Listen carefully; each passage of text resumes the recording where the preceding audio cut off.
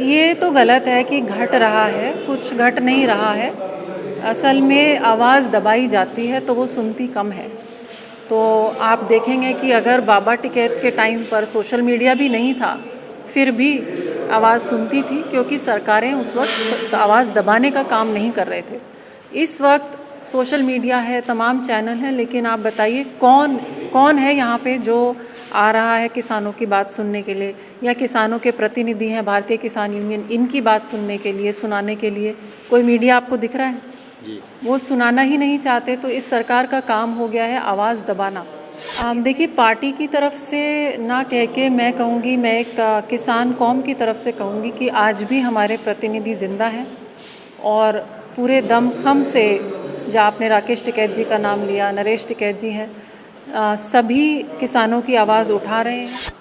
आने वाली 6 तारीख में किसानों के मसीहा माननीय स्वर्गीय चौधरी, और क्या क्या नाम लूँ मैं, छोटे पड़ेंगे उनके लिए, हर शब्द छोटा है, किसान मसीहा महेंद्र सिंह टिकैत जी का जन्मदिन है।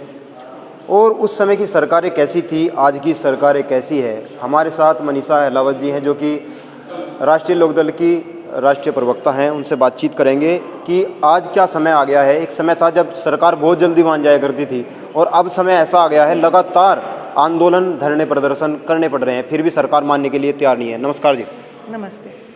कैसा लग रहा है आपको, मतलब टिकैत साहब के जाने के बाद? एक समय था कि सरकार बहुत जल्दी मान जाया करती थी, और अब मानने का नाम नहीं ले रही सरकारें। देखिए, हम तो नए हैं, लेकिन हमने इतिहास पढ़ा है, और बाबा टिकैत का कद बहुत बड़ा था और वो इसलिए भी था कि उस समय के जो नेता थे वो कद्र करते थे। जनता की आवाज़ कोई उठा रहा है तो समझते थे कि ये जनता की आवाज़ उठा रहे हैं, जनता के प्रतिनिधि हैं, तो उनका उसी तरह से सम्मान किया जाता था। लेकिन आज जो है वो सरकार नहीं है, वो कॉरपोरेट एक शिकंजे में जकड़ी हुई एक लाचार व्यवस्था है। तो वो तो जनता की तो सुनना ही नहीं चाहते हैं, तो जनता के प्रतिनिधि का भी क्यों सुनेंगे। तो ये फ़र्क आ गया है। उस समय जो नेता होते थे वो असल प्रतिनिधि होते थे जनता के, लेकिन आज जो हमारी सरकार में बैठे हैं वो जनता के प्रतिनिधि नहीं हैं, वो कुछ कॉरपोरेट घरानों के प्रतिनिधि हैं। और इसीलिए ना किसान की कोई कीमत रही है अभी, ना मज़दूर की रही है, और ना ही छोटे व्यापारी की कोई कीमत रही है। किस तरीके से देख रही है आप उनकी, जो उनके जाने के बाद जो हानि हुई है किसानों को, मजदूरों को, आप सोचती हैं कोई पूरी कर पाएगा? क्या राष्ट्रीय लोकदल पूरी कर पाएगी? क्योंकि जब से चौधरी चरण सिंह जी गए हैं तब से पार्टी भी घटती जा रही है। कुछ सालों के बाद अब जाकर आपको 8 सीटें मिली हैं, तो ये तो किसान आंदोलन की वजह से इतना हो गया। क्या कारण है? किसान जागरूक नहीं हैं, मजदूर जागरूक नहीं हैं, किसान नेता भी लगे हुए हैं, पार्टियाँ भी लगी हुई हैं। ये तो गलत है कि घट रहा है, कुछ घट नहीं रहा है। असल में आवाज़ दबाई जाती है तो वो सुनती कम है। तो आप देखेंगे कि अगर बाबा टिकैत के टाइम पर सोशल मीडिया भी नहीं था, फिर भी आवाज़ सुनती थी, क्योंकि सरकारें उस वक्त आवाज़ दबाने का काम नहीं कर रहे थे। इस वक्त सोशल मीडिया है, तमाम चैनल हैं, लेकिन आप बताइए कौन कौन है यहाँ पे जो आ रहा है किसानों की बात सुनने के लिए, या किसानों के प्रतिनिधि हैं भारतीय किसान यूनियन, इनकी बात सुनने के लिए, सुनाने के लिए कोई मीडिया आपको दिख रहा है? जी। वो सुनाना ही नहीं चाहते। तो इस सरकार का काम हो गया है आवाज़ दबाना, इसलिए नहीं सुन रही है। आवाज़ तो बहुत है। आप क्या संदेश देना चाहती है? आने वाली 6 तारीख में उनका जन्मदिन है, क्या आप संदेश देना चाहती हैं बाबा टिकैत जी के बारे में? अभी उनके बेटे सुपुत्र उनके राकेश टिकैत जी 1 साल 1 महीने के बाद अपने घर वापस आए, घर वापसी के लिए ऐलान हुए। उन्होंने काफ़ी लड़ाइयाँ लड़ी, 1 साल तक पता नहीं क्या क्या झेला है। आप क्या कहना चाहती है? क्या पार्टी की तरफ से कोई संदेश देना चाहती हैं आप? देखिए, पार्टी की तरफ से ना कह के मैं कहूँगी, मैं एक किसान कौम की तरफ से कहूँगी कि आज भी हमारे प्रतिनिधि ज़िंदा हैं और पूरे दमखम से, जो आपने राकेश टिकैत जी का नाम लिया, नरेश टिकैत जी हैं, सभी किसानों की आवाज़ उठा रहे हैं। मेरी पार्टी राष्ट्रीय लोकदल भी किसान, मजदूर, महिला, युवा सभी वर्गों की आवाज़ उठा रही है। लेकिन जनता को और हमें ये समझना होगा कि आवाज़ दबाने का काम जो किया जा रहा है उससे कैसे हम लड़ें। तो हमें और ज़्यादा ताकत के साथ एकजुट होना होगा। और ये जो मैंने पहले भी कहा, ये निजीकरण वाली कॉरपोरेट घरानों वाली जो सरकार है, इसको छीनना होगा जनता के लिए। वो तो कह रहे हैं हम तो सरकार जो भी काम कर रही है केवल जनता के लिए कर रही है, ये जो प्राइवेट घरानों के पास चीज़ें जा रही हैं ये भी जनता के लिए है, तो इसमें दिक्कत क्या है? आप गवर्नमेंट कोई काम देखिए, आप प्राइवेट कोई काम देखिए, दोनों में बहुत अंतर मिलेगा। लंबी लाइनें लगी हुई हैं, SBI में जाइए लंबी लाइन है, HDFC में जाइए सेकंडों में काम होगा आपका। SBI के तो सर्वर इतना डाउन रहता है, जितने भी गवर्नमेंट जितने भी संस्थाएं हैं, आप प्राइवेट को देखिए तो उससे तो फ़ायदा होगा ना, नुकसान क्या हो रहा है इससे? देखिए, आपने SBI और HDFC का कंपैरिजन करा है, तो मैं आपको बता दूं कि आप समय बचाने के चक्कर में अपना धन, अपना मान सब खो रहे हैं।